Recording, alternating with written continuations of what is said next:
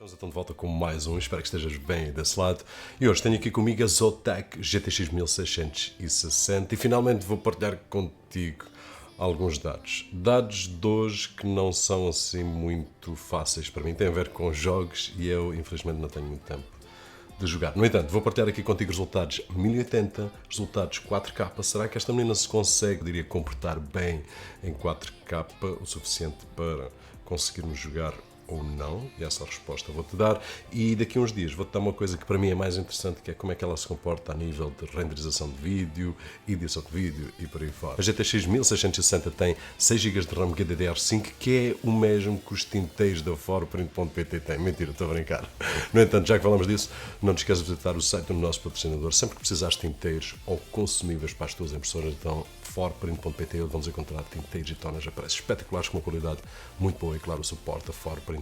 24, 48 horas temos os tinteiros na nossa casa. E agora, olhando então aqui para a 1660, uma das coisas que talvez salte assim a atenção é que ela é muito compacta, ou seja, tem aqui um cooler louco, é um bocado agressivo, é mesmo estilo gaming, que não é bem a minha onda, mas também não tenho nada contra. Acho que acaba por gostar. Tem assim aqui umas linhas um bocado agressivas, mas aquilo que eu reparo é que ele tem um tamanho compacto, pequenino, assim que eu tirei da caixa e depois medi, tem cerca de 23 cm, e apesar de ter bastante espaço em qualquer uma das caixas que eu estou a utilizar, é útil para aqueles que têm caixas mais pequenas e querem uma coisinha com um cooler duplo. Depois cá atrás vamos encontrar um HDMI 2.0 e 3 DisplayPort 1.4. Em termos de ruído, ela é silenciosa e durante todos os testes que eu fiz até o momento, é claro, se eu colocar a ventoinha a 100%, parece a turbina de um avião, como qualquer outra placa gráfica que eu conheço.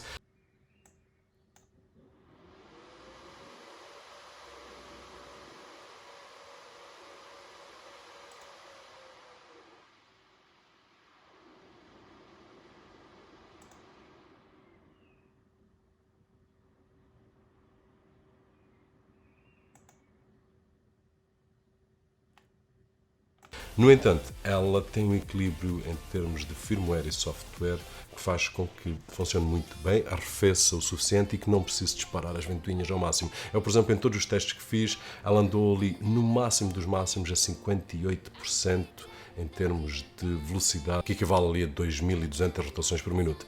É audível? É, mas não é aquele barulho chato. Portanto, não estou à espera de muito mais do que isto de produção de ruído. E depois, há outra situação que nós conseguimos controlar através do software da Zotac, que é o Firestorm, em que ele por si só faz um trabalho impecável a manter a velocidade da ventoinha consoante a temperatura da placa gráfica. No entanto, nós podemos também decidir manualmente se queremos alterar ou então criar a nossa própria curva e decidir se a placa chegar ali aos 40, a gente quer disparar logo a ventoinha para os 100%, ou vice-versa. Portanto, existe aqui uma série de situações. Para além disso, esta aplicação dá para fazer overclock. Vocês já sabem qual é a minha filosofia, testo o overclock, mas não utilizo no dia-a-dia por vários fatores que não vou aqui mencionar, mas está lá e para aqueles mais atrevidos, então, é uma função que torna a nossa vida do overclocker, para ser mais correto, mais fácil. E agora, diretamente para os números e depois então vou-vos deixar ali mais algum tempo de jogo que eu sei que vai saber a pouco, principalmente para aqueles que querem mais detalhes. Portanto, começando aqui por dois benchmarks muito conhecidos para que vocês possam comparar com outras máquinas. O primeiro, Unigine Valley, em que ele me dá ali um score de 2659 e aqui utilizei o preset Extreme HD, que é para não haver erros nenhuns. Portanto, está aqui um score que é bastante bom. Depois, o Superposition Extreme HD com um score de 2908, que é outro benchmark bastante conhecido, portanto vocês vão encontrar uma série de placas gráficas em que podem fazer a comparação com esta que está aqui. Depois, avançando então para jogos, que é isso mesmo que muitos de vocês querem, começando aqui pelo Fortnite, sem stresses, gráficos no máximo, 1080, e aqui conseguimos atingir cerca de 75 frames por segundo a 100 frames por segundo. Portanto, a não ser que vocês precisem mais do que isto, eu não vejo razão para não conseguir jogar. No entanto, se passarmos para 4K, a história é diferente. Resultados ali a nível de gráficos no máximo, que é o épico, então aí a coisa cai ali para as 17, 20 frames por segundo, ou seja, torna-se um bocadinho, não sei, não é porreiro jogar assim. No entanto, se colocarmos os gráficos no high, conseguimos ir ali para os 80, 90 frames por segundo a 4K. Agora a questão que se coloca é, Roberto, preferes 4K em High ou Alt ou 1080 Epic. Eu prefiro os 1080 Epic porque as coisas têm mais detalhes e a jogabilidade é melhor. Agora, avançando para o Forza Horizon 4, aqui consegui gráficos no máximo, um resultado de 90 frames por segundo em média, e aqui estamos a falar de 1080p, obviamente, e depois fazendo o mesmo benchmark em 4K, conseguimos ali uma média de 44 frames por segundo. Portanto, eu diria que para este tipo de jogo, a nível de corridas de carros, etc., acho que estamos à vontade, mesmo a 4K, a jogabilidade é boa. Avançando agora para Star Wars Battlefront 2, que é um joguinho impecável. 1080 Ultra consegui ali cerca de 70, 80 frames por segundo, o que é muito aceitável. Depois High consegui ali 80, 90, máximos de 100, portanto ali nos 80, 90. E depois em médio a coisa não subiu assim muito, foi ali 90, 100 e lá está, não se justifica, eu prefiro jogar no máximo porque tenho tudo e se calhar tenho ali menos 10 ou 15 frames por segundo do que, sei lá, ao diminuir para ter, sei lá, mais 20 frames por segundo. Não faz sentido, mas pronto, isto é a minha opinião.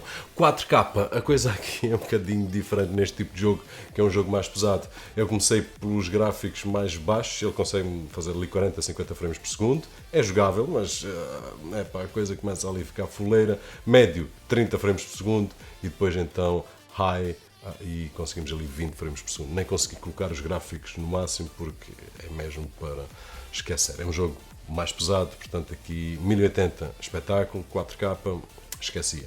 E falando em esquecer, vamos para Battlefield 5 1080, que é um jogo mais pesado ainda. Ele consegue fazer Ultra ali em 40, 50 frames por segundo. Depois quando passamos para gráficos altos ou high, estamos ali com 50, 60, de vez em quando bate nas 70, mas é muito raro.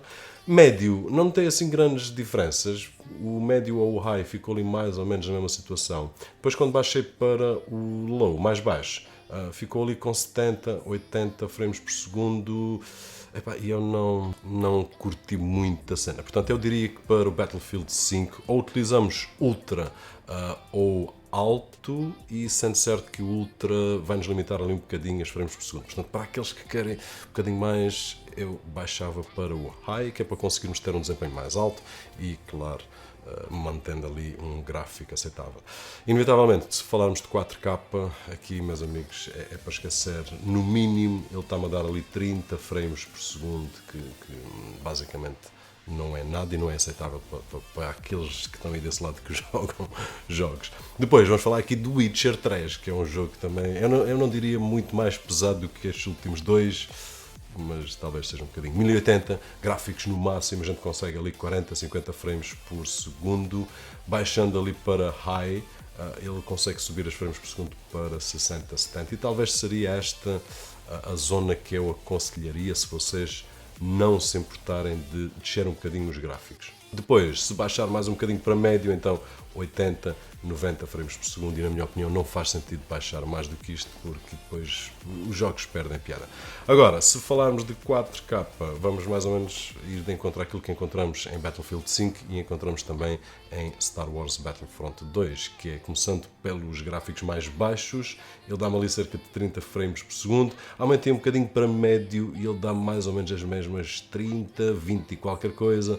Passando para High, ele começa ali nas 20, começa a gaguejar e esquece, não é aceitável. Portanto, meus amigos, a nível de jogos, foram estes 5 que eu testei, e apesar de não ser gamer e não ter tempo para, consigo apreciar os jogos e consigo ver até que ponto é que são jogáveis ou não, e se prefiro os gráficos mais bem desenhados ou se prefiro maior frame por segundo. Por exemplo, o Battlefield e o Star Wars, eu se calhar quero uma taxa de frames por segundo mais elevada porque é um jogo mais intenso do que Forza 4, que eu posso me dar ao luxo de ter uma taxa mais baixa. Mas pronto, fica aqui os números, e outra coisa que vai ficar agora são mais algumas imagens para que vocês, aqueles mais dedicados a jogos, possam ver não só as minhas azelices, mas também os dados que eu fui recolhendo durante estes testes. Meus amigos, vamos ficar por aqui e no próximo vamos dedicar mais esta gráfica à edição de vídeo, que é mais a minha praia. Espero que tenha sido útil de alguma forma. Se assim foi, não se esqueçam daquele habitual thumbs up.